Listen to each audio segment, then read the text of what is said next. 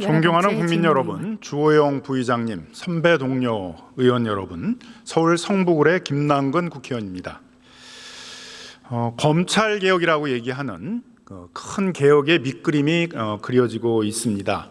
검찰청을 폐지하고 검찰의 기소기능을 담당하는 공소청을 법무부 산하에 두고 또 검찰이 직접 지금 수사 업무를 담당하고 있는 부분들은 중대범죄수사청을 만들어서 행안부 산하에 둔다라는 큰 밑그림이 그려졌습니다.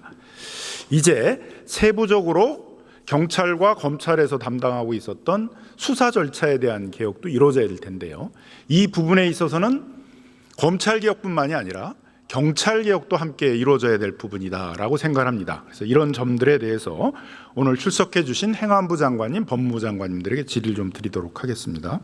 정면을 향해서 발언했습니다. 이후로 질문을 위해서 국무위원석 쪽으로 발언대를 돌리고 있습니다. 버튼을 눌러서 오른쪽에 버튼이 있습니다. 법무부 장관이 못 들으셨는가요? 돌리고 있습니다. 현재 행안부 장관이 답변석으로 나옵니다. 예, 네. 행안부 장관님, 유일임 전 방송통신심의위원회 위원장에 대한 수사 사건에 대해서 지난 7월달에 경찰이 이제 수사를 이제 종결을 하면서 처분했는데 어떻게 되시는지 알고 계십니까? 아니, 그 사안에 대해서는 이제 파악하고 있지 못합니다. 예. 그게 2023년에 12월쯤에 이제 경찰의 수사가 착수가 됐는데 무려 1년 6개월이 지난 2025년 이제 7월이 돼서야 수사 종결이 됐습니다. 그래서 이렇게 시간을 길게 끌어야 되느냐에 대해서도 비판이 많이 있었고, 또 하나는 언론에서 나온 얘기에 하면은 오히려 유일임 방송통신심의위원장이 어떤 특정 언론을 갖다가 방심위에서 조사하기 위한 명분을 얻기 위해서 이제 그런 친인척들을 동원해서 민원사주를 했다. 이 점에 대해서 형사처벌이 이루어지고 그걸 공익제보했던 사람들은 공익제보 보호 절차에 따라 보호될 거라고 생각을 했는데 결론은 거꾸로였어요. 유일임은 무혐의가 되고 공익제보를 하신 분들은 오히려 이제 송치해서 형사처벌을 이제 해야 된다라는 것으로 경찰이 결론을 냈는데, 이런 걸 보면서 우리나라의 경찰이 과연 그런 국민들이 신뢰할 만큼의 그런 전문성이나 책임성을 갖고 수사 절차들을 잘 운영하고 있느냐에 대해서 회의론도 많이 일어나고 있습니다.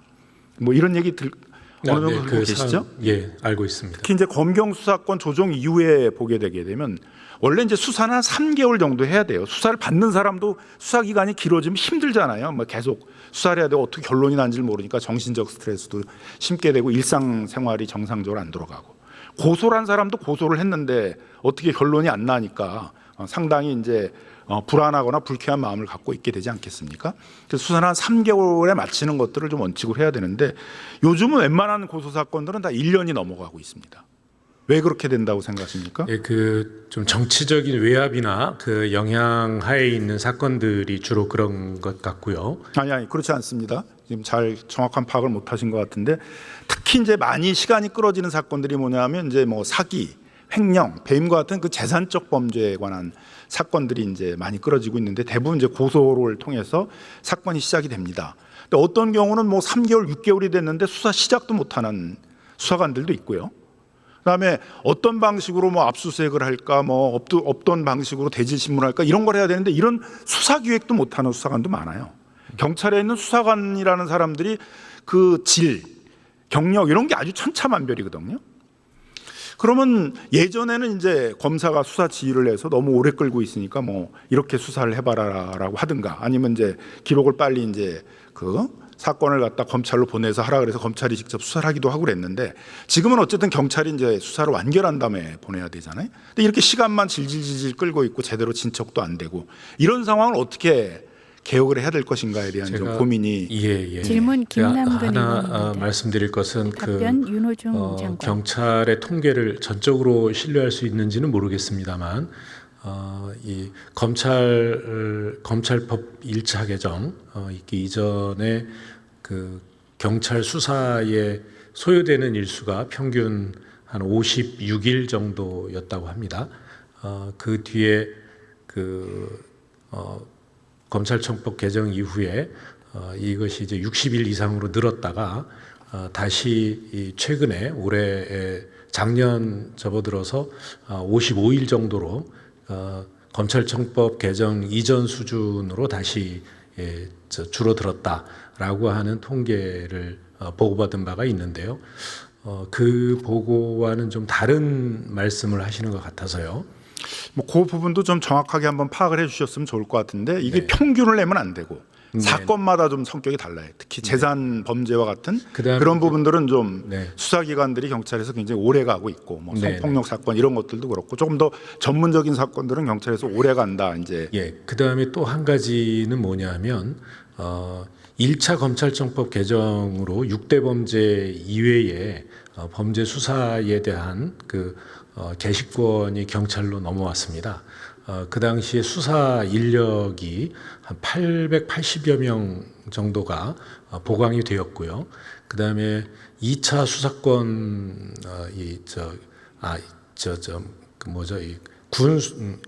군사법원법 개정으로 군 관련 범죄 수사권이 경찰로 넘어왔을 때 그때도 한 100명 정도의 수사 인력이 늘었습니다. 그런데 2차 검찰청법 개정으로 2대 범죄만 남고 나머지 4대 범죄가 또 경찰로 넘어왔는데 그때 이후로는 지금 그러니까 23명 정도가 늘었다고 합니다. 그러니까 지난 정부에서 경찰의 수사 인력이 전혀 보강되지 않은 채 수사 범위만 이 건수만 늘어나고 있다라는 지적도 있습니다. 예. 근데 이제 인력의 문제만은 또 아닌 것 같습니다. 네, 네. 수사관이라는 게 이제 굉장히 천차만별이잖아요. 수사 뭐 경력도 그렇고 뭐 한 2년, 1년, 2년 이거밖에 안 되신 분도 있지만 10년, 20년 되신 분도 있고 또 각각의 자기의 전문 분야마다 수사의 전문성이 굉장히 차이가 나는데 이런 어떤 차이들 어떤 사건이 어떤 수사관에게 배정되느냐에 따라서 이 수사 기관이라든가 수사의 완결성들이 상당한 차이가 나고 있는 건 사실이란 말이에요. 그런 걸 좁히는 게 필요한데 그걸 어떤 검찰과 뭐 경찰 사이에 있어서의 어떤 이런 절차상의 관계를 통해서 해결하는 것보다 경찰 내부에서 그런 것들을 개혁할 수 있는 시스템도 있어야 된다고 생각을 합니다. 네, 예를 들면 이제 경력이 많은 수사관들을 가지고 이제 그러니까 이 수사 지도관 같은 걸 두는 거죠. 그래서 어떻게 수사를 시작해야 될지 감도 못 잡고 있는 그런 이제 수사관들에 대해서는 그 수사 지도관들이 뭐 한 3개월, 6개월이 됐는데 수사 착수도 못했다 그러게 되면 이제 조언을 하면서 뭐 이런 방식으로 압수수색을 해봐라, 뭐 이런 방식으로 이제 뭐 대질신문 같은 걸 해봐라, 뭐 이런 방식의 수사를 해봐라, 이런 수사 기획을 해봐라, 이런 것들을 좀 지도해주기도 하고 네. 상담도 하고 또 도저히 이 사건에 적합하지 않은 수사관이면 또 교체도 해줄 수 있고 이런 게 경찰 내부에서도 좀 있어야 되는데 이런 개혁들이 잘 안 되고 있다라는 지적도 있거든요. 저는 뭐 이런 지적에 대해서는 좀 한번 우리 행안부 장관님이 검토를 해봐야 되고 경찰 행정 시스템의 개혁으로 좀 필요한 것이 아닌가 생각이 듭니다. 네, 충분히 검토해 볼 의원. 만한 사안이라고 생각을 하고요. 그렇게 해서 경찰의 수사 역량이 좀 업그레이드 될 수 있는 그런 계기가 됐으면 좋겠고요. 아울러서 경찰의 그 수사 경험 이런 것들이 계속 축적돼 나갈 필요가 있습니다. 지금까지 그 상당 기간 동안, 그러니까 77년 경찰의 78년인가요? 80년 됐군요. 80년 경찰 기간 중에 77년 가까이 검찰의 이제 수사 지휘를 받아 오다 보니까 스스로 결정할 기회가 많지 않았던 것이 사실입니다. 이런 부분들이 축적돼 나가면서 이 역량이 올라갈 수 있게 되지 않을까 생각합니다. 이 부분은 이제 그 행안부 장관님하고 우리 법무부 장관님이 같이 이제 협업을 해주셔야 될 건데 검찰과 경찰의 관계가 기본적으로 어떤 관계여야 되느냐에 대해서도 우리 좀 어떤 국정 철학이라든가 어떤 그 수사 절차에 대한 좀 철학이 필요한 것 같습니다.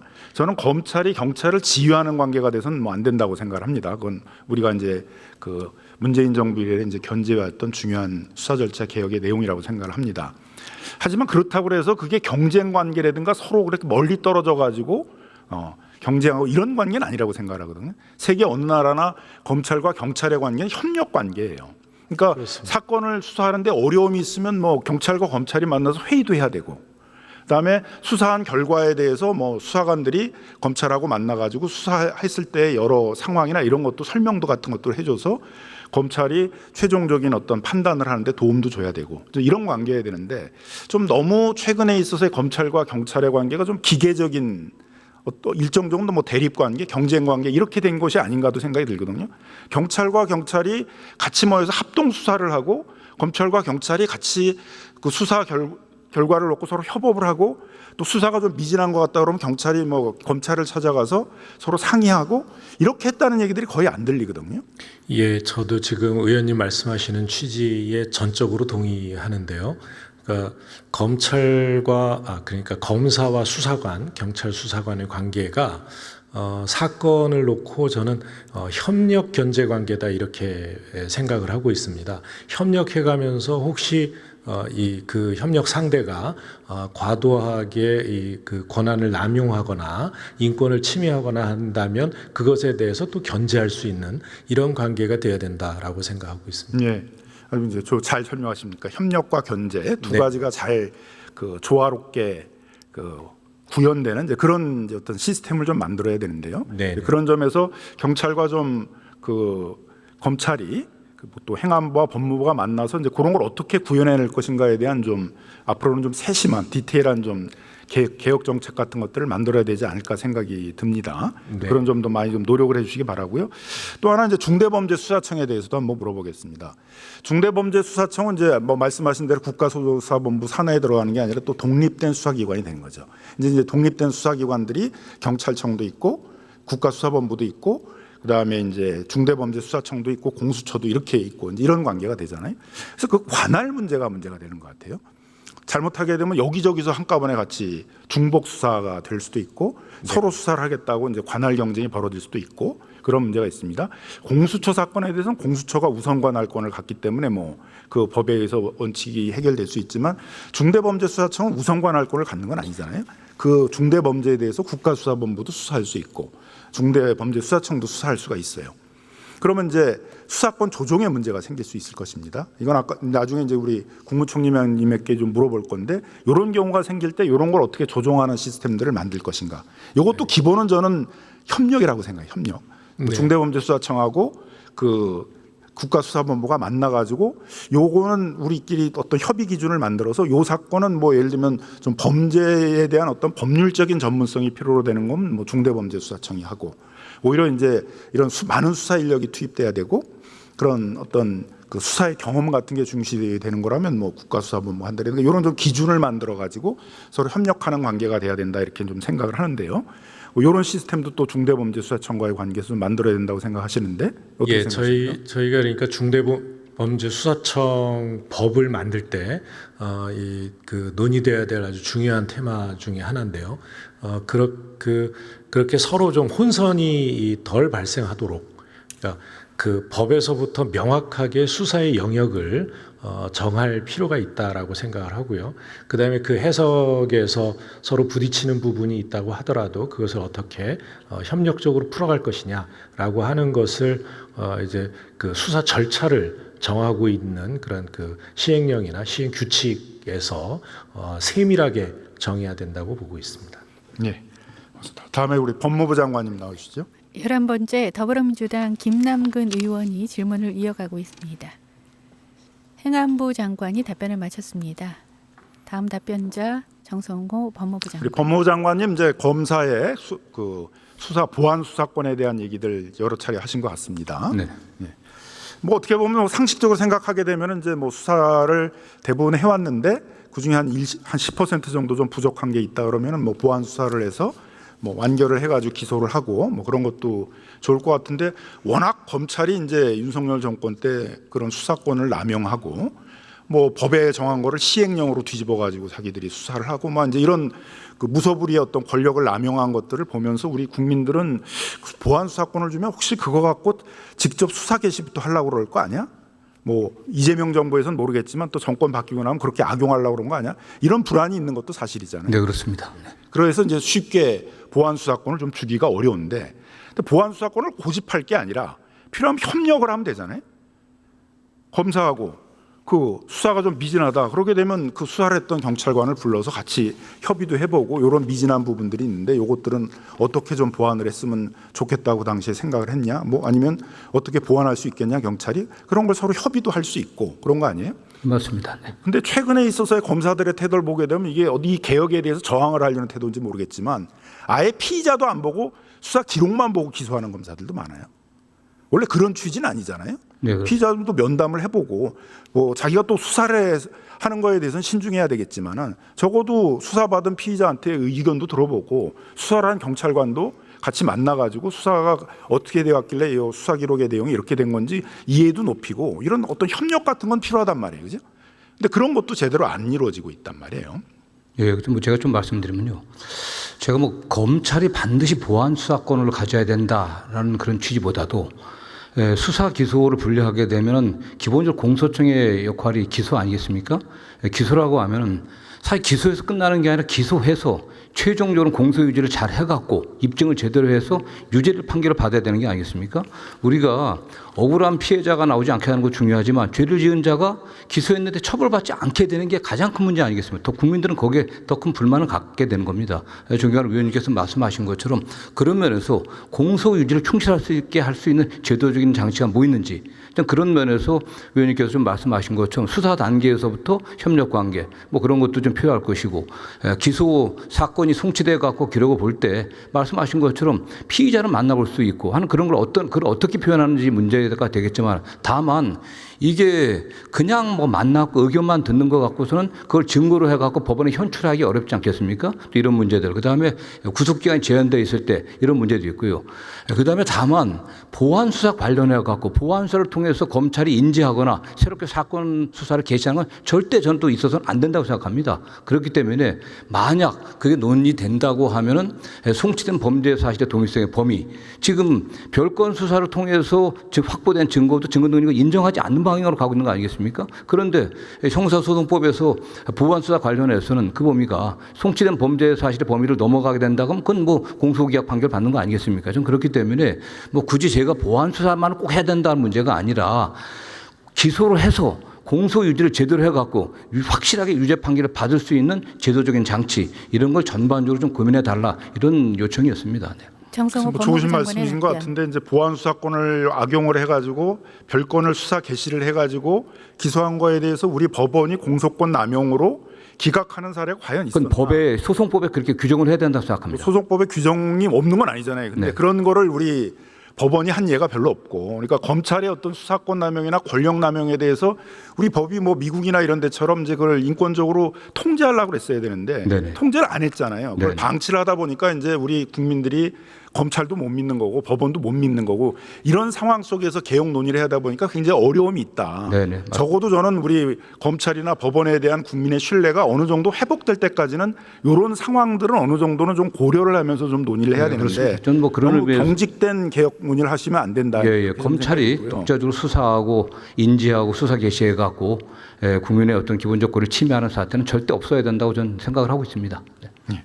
다음에 우리 국무총리님께 좀 물어보도록 하겠습니다. 11번째 김남근 의원의 질문이 계속 이어지고 있습니다. 법무부 장관이 답변을 마쳤습니다. 다음 답변자는 김민석 국무총리입니다.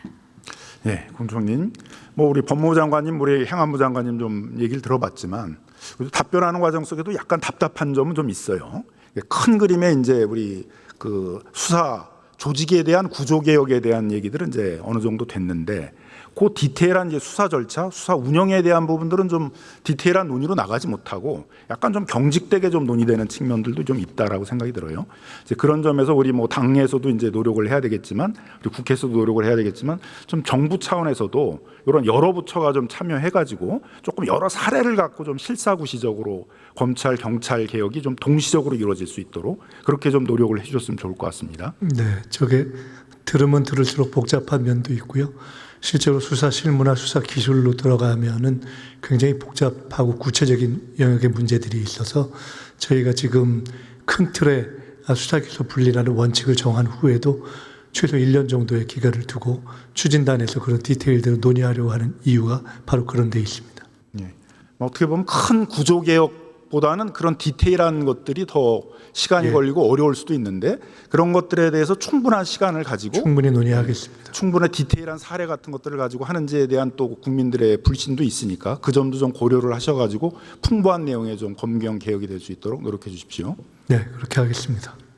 11번째 질문자는 더불어민주당 서울 성북구의 김남근 의원이었습니다. 질문을 모두 마치고 발언대를 중앙을 향해서 돌립니다. 예, 존경하는 국민 여러분, 오늘 저는 대정부 질문을 통해서 검찰 개혁과 함께 경찰 개혁도 동시에 이루어져야 된다.